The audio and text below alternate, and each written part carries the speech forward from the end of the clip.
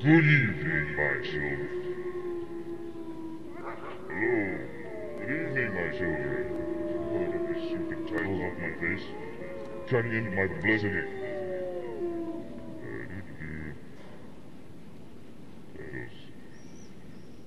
Titles. It's here. Yes. Excellent.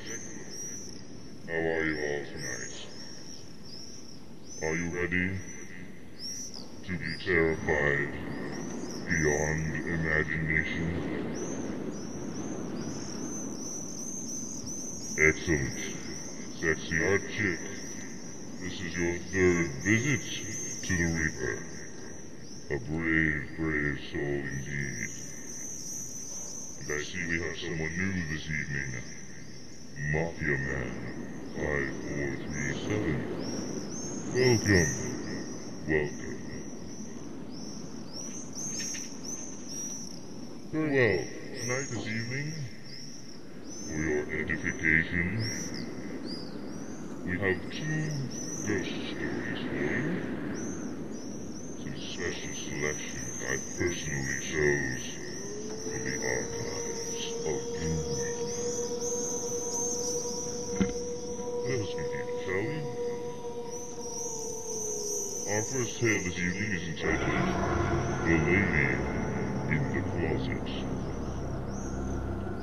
There is a very old house in a certain section of Wales known as the Oaks, which was built slightly over 300 years ago. It has been owned by only 3 families since it was originally erected, and tradition has it that the house will remain standing as long as the family portraits of its first owners and their direct descendants hang on the walls.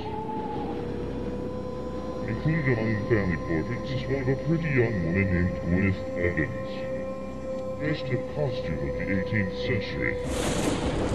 According to the story, she was murdered by her butler one stormy night, while her husband was away on business and all the other servants were asleep. After the crime, the murderer dragged his mistress's body to a large walk-in closet in the dining room, took all the family silver, and fled. What happened to him after that is not known, although he apparently found his burden too heavy. For several days later, part of the loot was found abandoned in a ditch not far from the house. As for Mrs. Evans, her ghost has emerged from the closet every year on the anniversary of the murder, appearing immediately after dinner. Although she has rarely been known to speak, there have been a few occasions on which she did. One of the most memorable of these took place over 100 years ago. The master of the house at that time, a Mr. Llewellyn, was living alone. For the sake of convenience, he had converted the old dining room into a sitting room, where it was his custom to read for several hours every night. There we go. Excellent. The chair faced the fireplace and diagonally behind the haunted closet.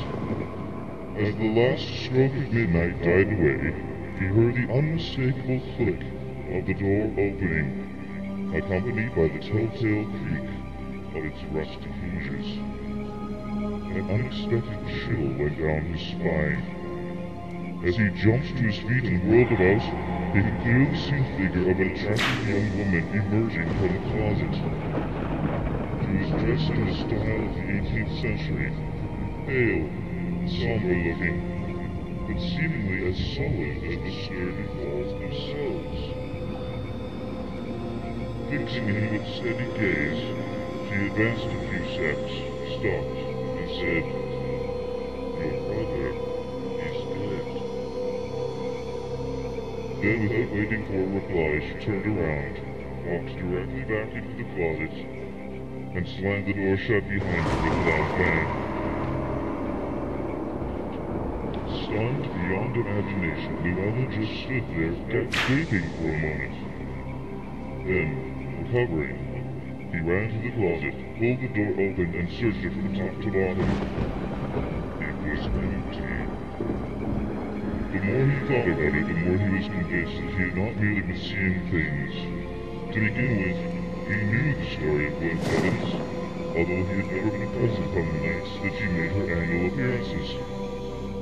Secondly, he had a brother in the colonial office stationed in India.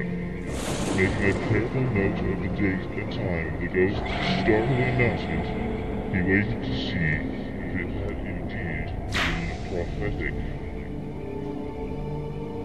He had no choice, because in those days mail from India took many weeks to come. In 6 weeks, Mr. Llewellyn received news from India that his brother had died.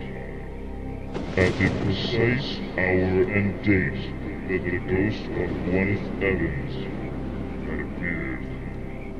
The end.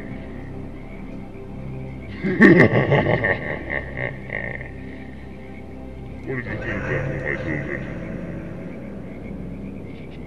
Are you terrified beyond belief? You might want to take a look in your own closet, just to make sure there's no one unexpected within.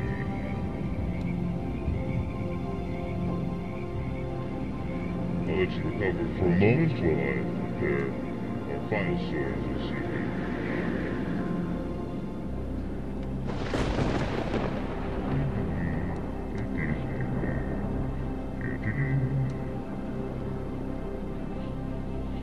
Are you recovered?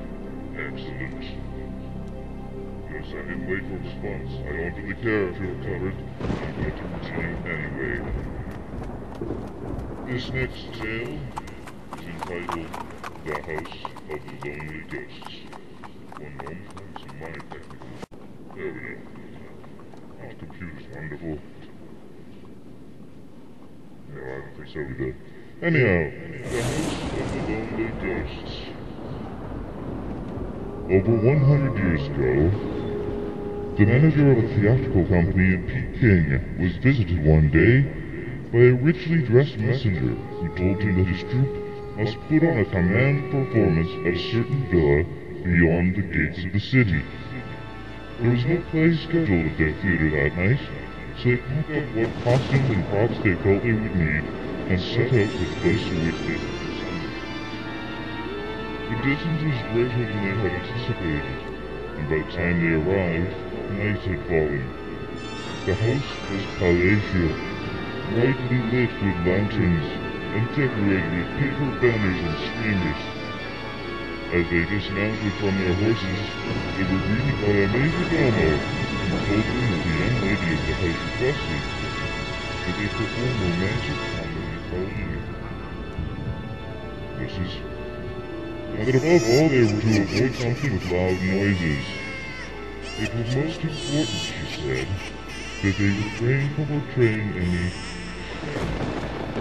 or good spirits. It must be explained that in those days, Chinese theatrical companies were able to perform on request a large repertoire of short plays, which required no scenery, only a few props and elaborate costumes and makeup. After receiving his instructions, the manager consulted with the actors, and the entertainment commenced. They had arrived late, however, and by the time they were ready to begin, it was midnight. They sang and danced and acted until near to their annoyance, the men and women of the audience gave no indication of whether they appreciated the performance or not. Instead, they sat quietly in the shadows, occasionally whispering to one another in words that were impossible to understand. Most impolite of all, they permitted no intermission and served the actors no refreshments. Finally, as a means of demonstrating their displeasure and in deliberate contradiction to their instructions, they enacted a play in which Kuan Ti was the chief character, Kuan Ti being a deity who was the enemy of all uncanny things. His entrance was a grand one, and he swaggered out on stage, roaring and brandishing his sword to the accompaniment of crashing cymbals and rumbling drums. In the very instant the actor playing Guan Ji appeared, the lights went out, and the audience appeared. Startled and bewildered, the performers looked about, and as their eyes grew accustomed to the gloom, they saw that they were in a dismal thicket before an ancient tomb. Hurriedly packing their things, as the early glow of dawn spread out over the sky, they were soon on their way, arriving back in town that afternoon. On making inquiries, they learned that the tomb belonged to a girl from a great and powerful family.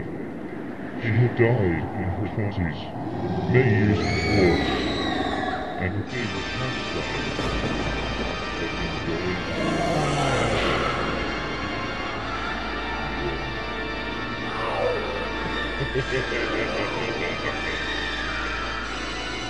Well, I would like to assume that the audience tonight was specific variety, although I have performed for many different kinds of audiences over the years.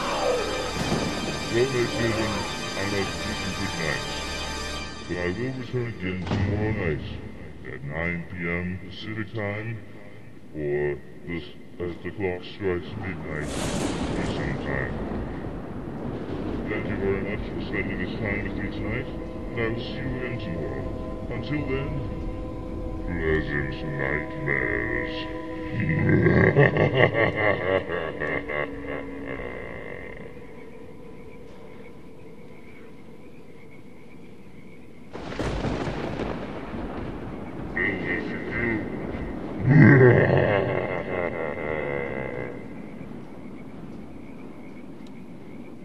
Oh my God, Phil, you're so fired.